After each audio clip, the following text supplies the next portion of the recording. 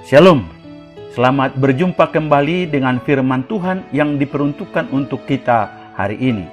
Sebelum kita mendengarkannya, marilah kita berdoa.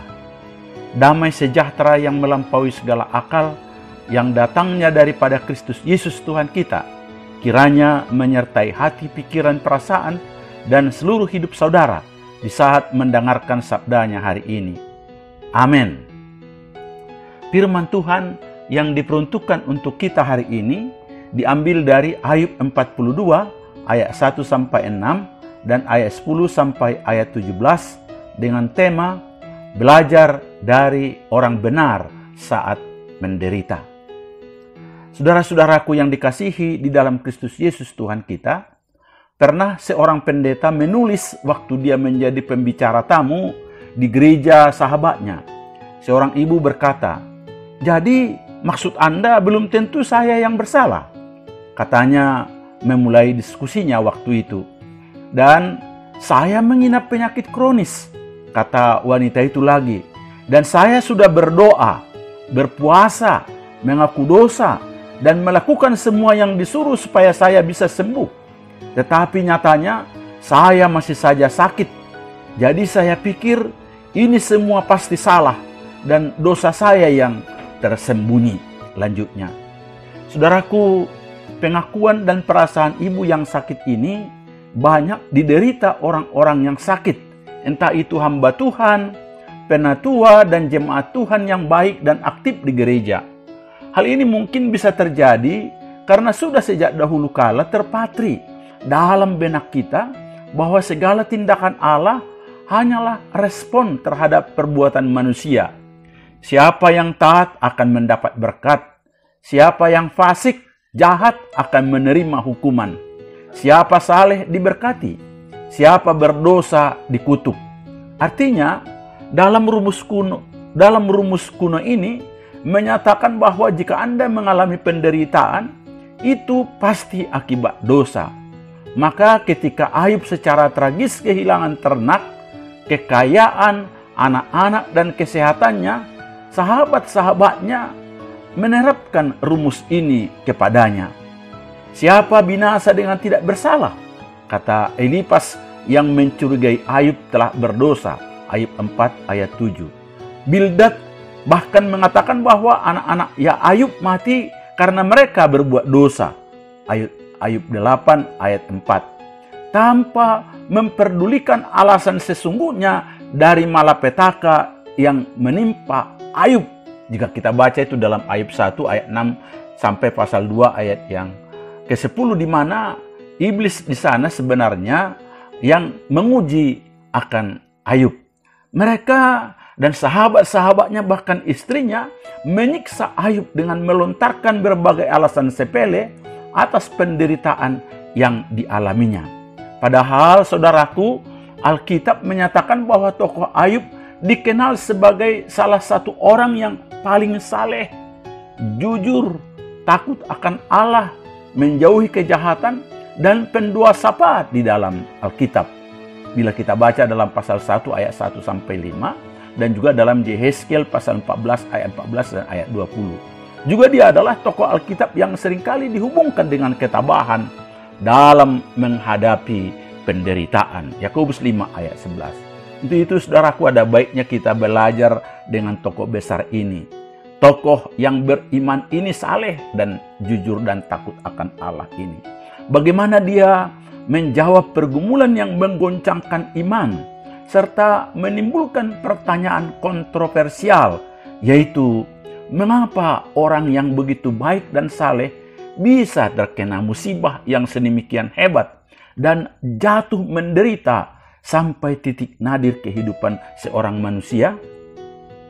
Yang pertama saudaraku, ada takjub dan takjim kepada Allah yang berdaulat. Saat ini Ayub berada pada titik nadir dari keadaan hidupnya. Secara fisik, ia menjadi manusia yang tidak mempunyai daya apapun.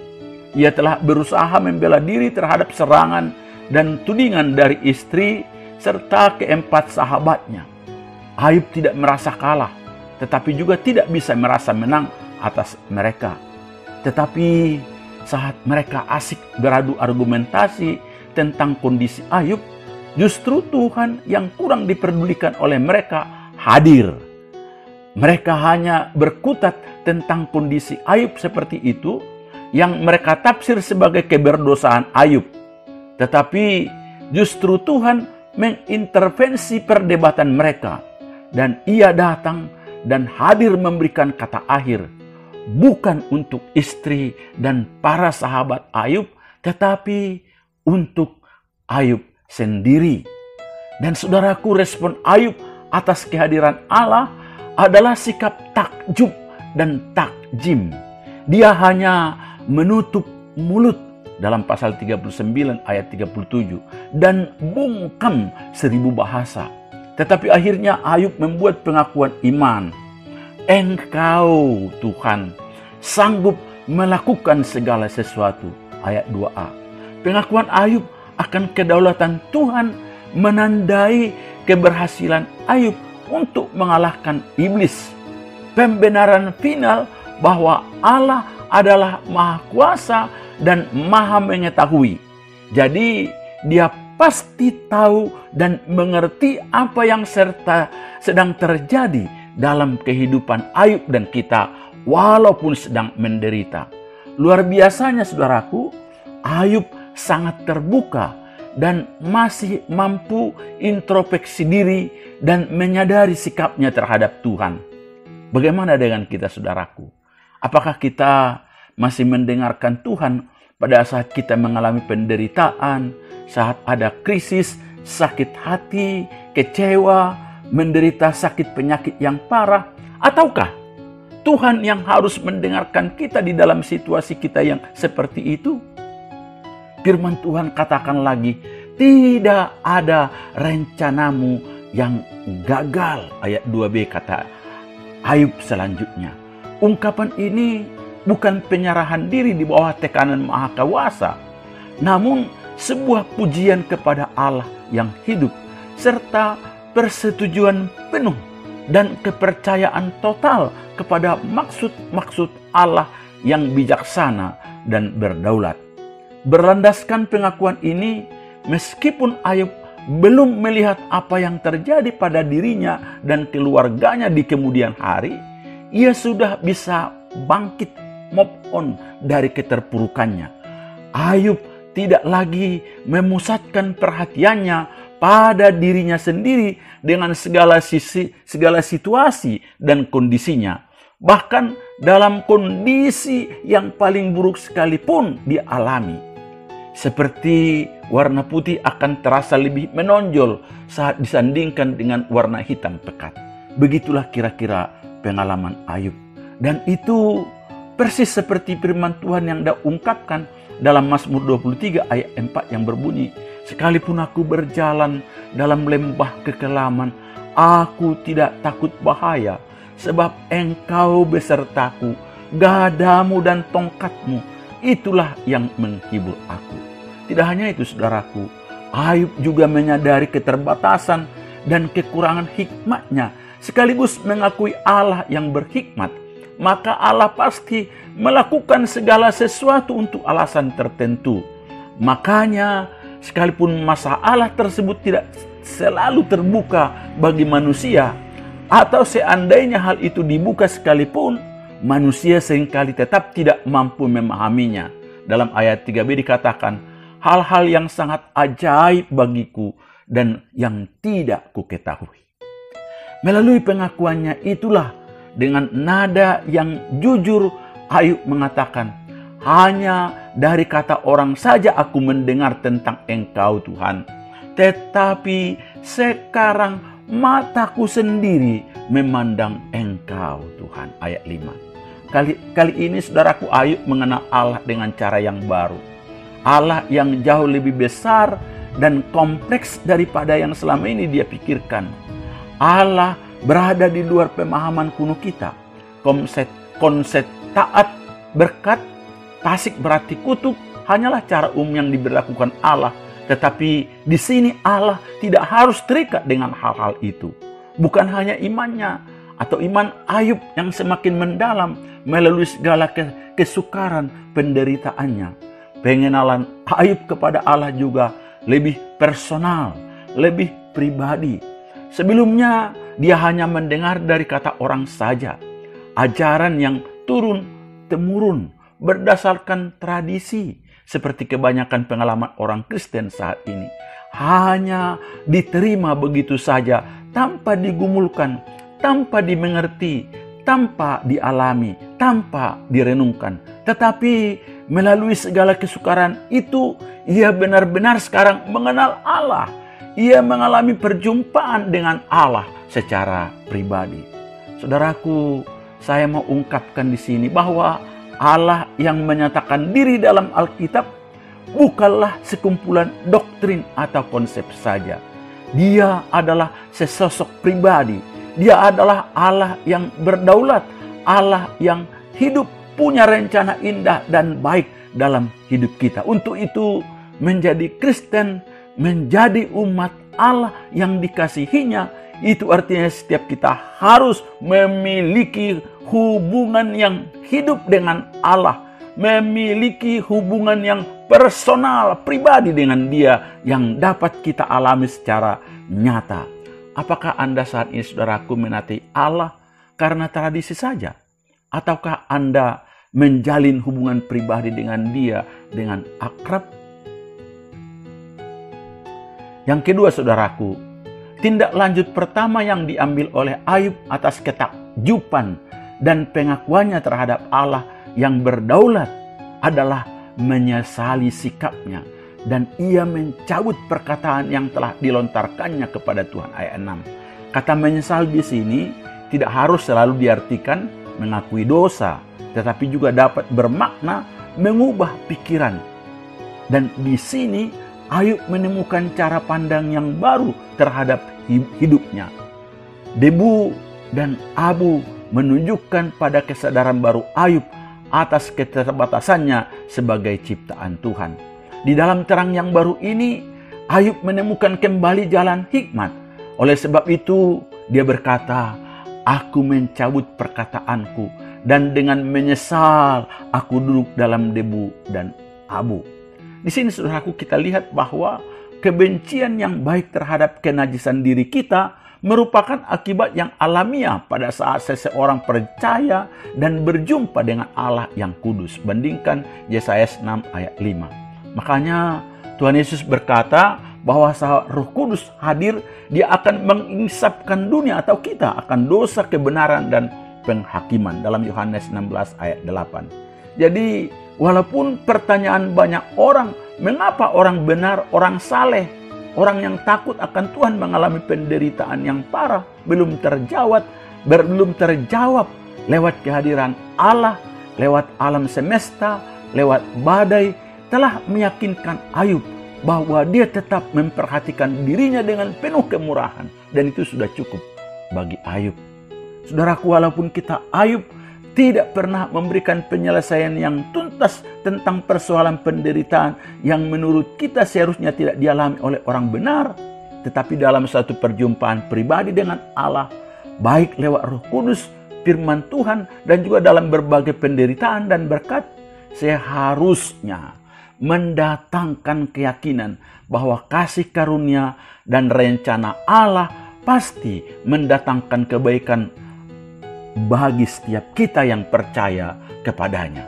Firman-Nya dalam Roma 8 ayat 28, kita tahu sekarang bahwa Allah turut bekerja dalam segala sesuatu untuk mendatangkan kebaikan bagi mereka yang mengasihi Dia, yaitu bagi mereka yang terpanggil sesuai dengan rencana Allah. Yang ketiga, saudaraku, ada pemulihan bagi orang yang benar dan saleh. Saudara-saudaraku yang dikasihi di dalam Kristus Yesus Tuhan kita, setelah Ayub menyatakan penyesalannya dan mengakui kebesaran Allah dan berdoa syafaat untuk sahabat-sahabatnya, tanda mereka saling mengampuni, Tuhan memberikan kepada Ayub 2 kali lipat dari segala kepunyaannya dahulu. Dan tidak hanya itu, saudaraku, dia juga ia mendapatkan putra dan putri, bahkan putrinya itu adalah anak-anak tercantik dalam zamannya hingga sekarang. Dan juga dia memiliki umur yang panjang. Hasil keturunan Ayub ini disebut dalam surat Yakobus, khususnya Yakobus 5 ayat 11. Yang menarik di sini adalah posisi teks ini yang diletakkan sebelum pemulihan keadaan Ayub. Pasal 42 ayat 10-15. Hal ini menyiratkan bahwa pemulihan ini bukanlah jawaban atas pergumulan Ayub. Dia sudah menang sebelum dipulihkan. Dan pemulihan ini sebaiknya dipahami sebagai konsekuensi dari kemenangan itu. Poin ini sangat penting untuk ditekankan, saudaraku, karena banyak orang Kristen menganggap jawaban atas semua persoalan adalah perubahan keadaan. Sakit penyakit disembuhkan, kekurangan kemiskinan dicukupkan, berada dalam bahaya dilepaskan, dan lain-lain sebagainya. Tidak demikian dengan Ayub. Dia sudah menang bahkan sebelum ada perubahan keadaan. Saudaraku, solusi sejati seringkali bukanlah perubahan keadaan, melainkan perubahan diri kita sendiri. Pengenalan kita terhadap Allah diperdalam. Persaudaraan kita kepadanya, persandaran kita kepadanya dikokohkan. Karakter kita menjadi semakin serupa dengan Allah. Itulah yang terjadi dalam kasus Ayub ini dan seharusnya menjadi bagian setiap kita. Saudara-saudaraku yang dikasihi di dalam Kristus Yesus Tuhan kita. Ada saatnya kita akan berjalan dalam padang gurun atau penderitaan dan kesengsaraan. Ada juga saatnya pula kita akan berjalan di padang rumput yang hijau. Adanya kesejahteraan, kecukupan. Tapi yang perlu kita ketahui, saudaraku, dan kita sadari bahwa dalam keadaan musim apapun yang kita hadapi, percayalah bahwa rencana Tuhan tidak pernah gagal dalam hidup kita. Melalui berbagai situasi dan kondisi yang kita alami, diharapkan agar kita semakin takjub dan semakin menyadari dan menghormati kemahakuasaan dan kedaulatan Allah dalam memelihara kita. Tidak hanya dalam berkat, bahkan dalam penderitaan yang sangat berat sekalipun, Allah pasti hadir.